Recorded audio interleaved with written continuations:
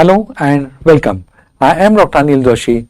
Welcomes you to my series that is Iconology and Temple Architecture Perspectives. This is a series I have recorded after visiting the sites. I have gone personally. I have gathered the information from the local guides, from the local people, so also from the available YouTube material. I have analyzed that. I have seen the monuments. I had taken the photographs. I had taken the videographs. The reason was that I can see them later in my office. Then I can compare them with my earlier studies, or I can have my own conclusions over it. That was the main reason why I had done photography and videography. Here we need a permission from archaeology department. I acknowledge them with thanks for giving me permission to do so.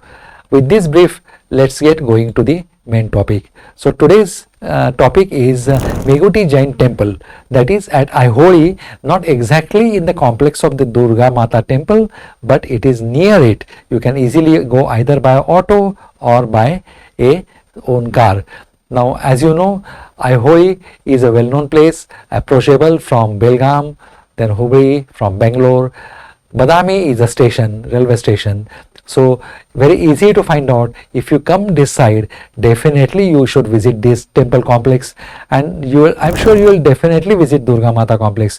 But in addition to that, don't forget that there are a lot of temples around Durga Mata temple which are also equally glorified.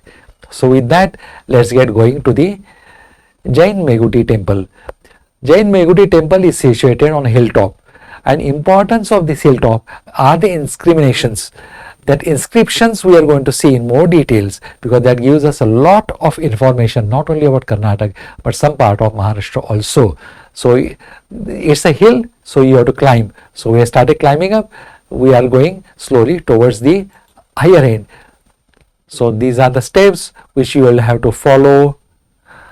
Now it has got two components. One thing is in the middle, there was a Buddha Vihar or Buddha temple there, but at present there are no deities here. Now from here, if you go up, we are at Meguti temple, Aiholi. Now there are steps. We will climb it up and go to the mandir.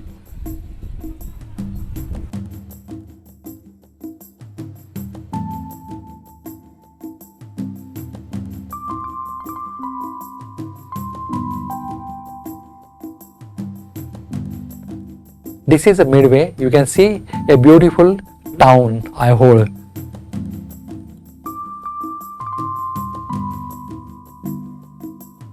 With different angle, the idea is to give you 360 degrees, that is bird eye view.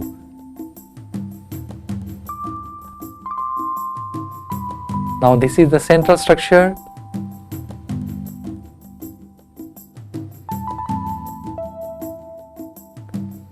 Practically empty, no carvings, no deities, partially carved and partially constructed temple.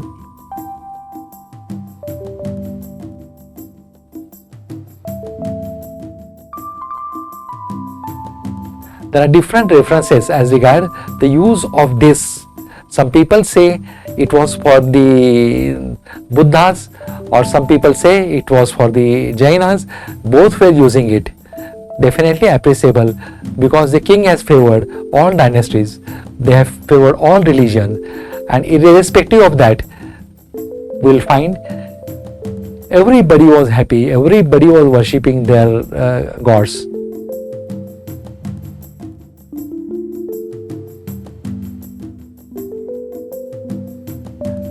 It is a partially rock cut and partially it's a constructed vihar or temple.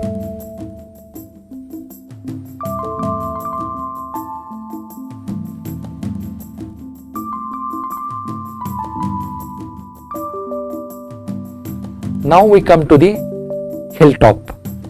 There is a Jain Meguti temple. One of the shrines belongs to Garagnatha group of temple. It is situated on a level top Meguti hill at Aiholi on a raised platform. Now each and every word of it we are going to discuss. As per the inscriptions on the temple, this temple was constructed in 630 AD by Ravi Kirti, a commander and a minister of Pulkeshi II. The Meguti Jain temple is surrounded by Aiholi fort. We are going to see it when we will see the pictures. The north facing temple is dedicated to Jain Tirthankar Mahavira. The word Meguti is a corruption of the word Megudi, meaning upper temple. Gudi means temple.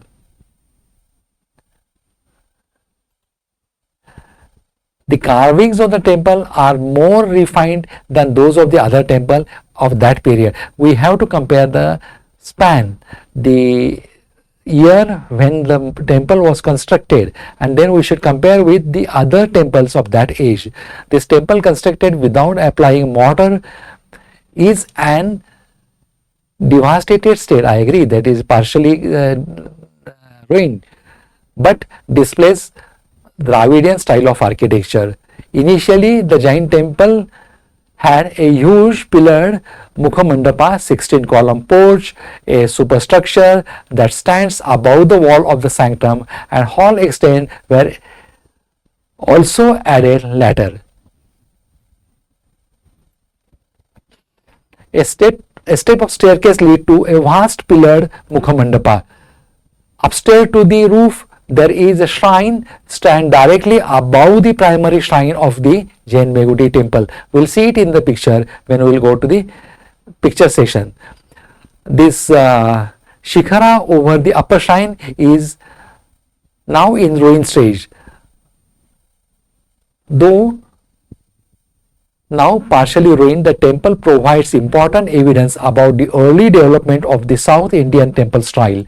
That is all over Patadkal, Aiholi, wherever you see, whichever temple you see, you will see some of the other specialities, and once you list them on the time span, you will get a good information. Poet Ravi Kirti inscriptions are written there regarding Pulakeshi, also regarding his war achievements also, and regarding some of the geographical detail. The famous Aiholi Prashishti, composed by Jain poet Ravi Kirti about the achievements of Pulakeshi II in between 602 to 42, is engraved on the eastern wall of the temple.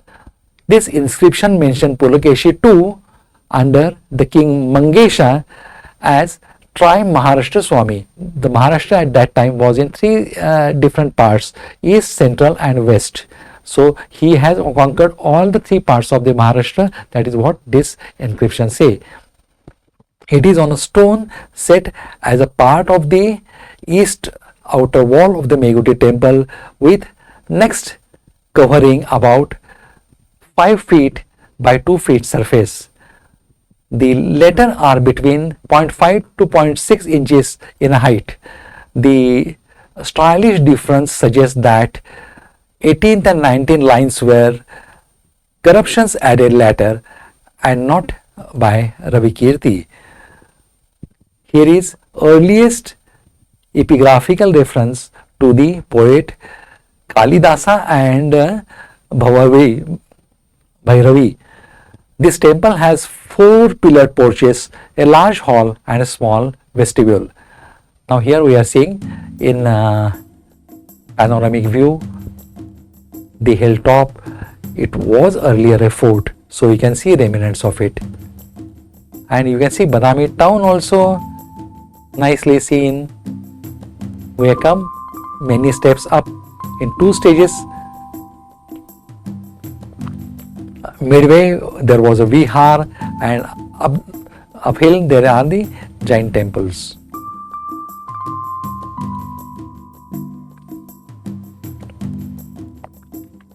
This is from the distance how a temple looks like. It is on the raised platform.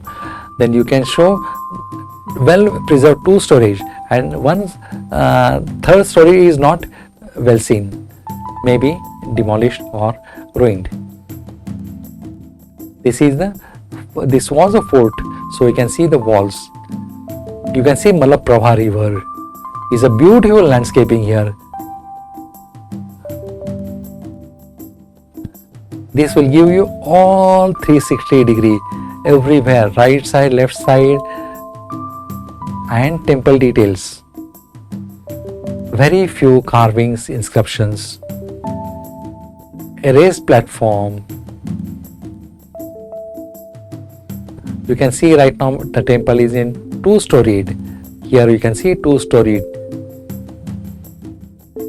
Again you can see a window with dravidian style jolly that comes at many places, supposed to be a signature of Dravidians, and some carvings you can see on the pithas. Few steps, not much people are visiting this site.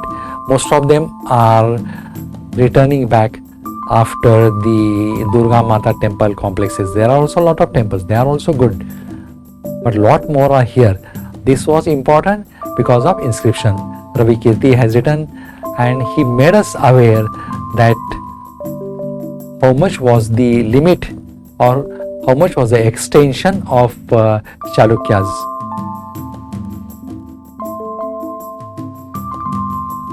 Nice place to rest for some time, enjoy the surrounding, and once you climb up the hill, is absolutely peaceful.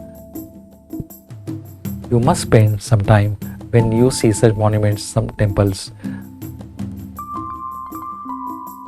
Now this is Centrum.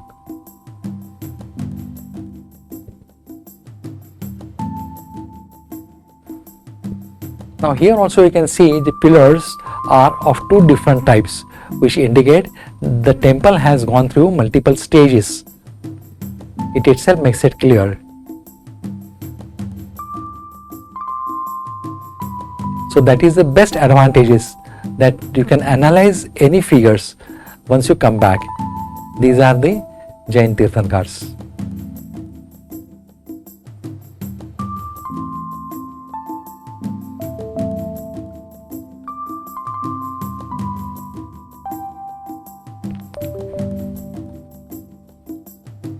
Nice place to sit. With that, we are coming to end of this small presentation. I hope it has added into your information. If possible, go into the detail of inscriptions here. They are wonderful. They give you a lot of information of that time, the political as well as the bravery of the kings. Thank you. Goodbye and take care. Do visit our other videos also, which will give you equally good information about temples and iconology. Thank you. Goodbye and take care.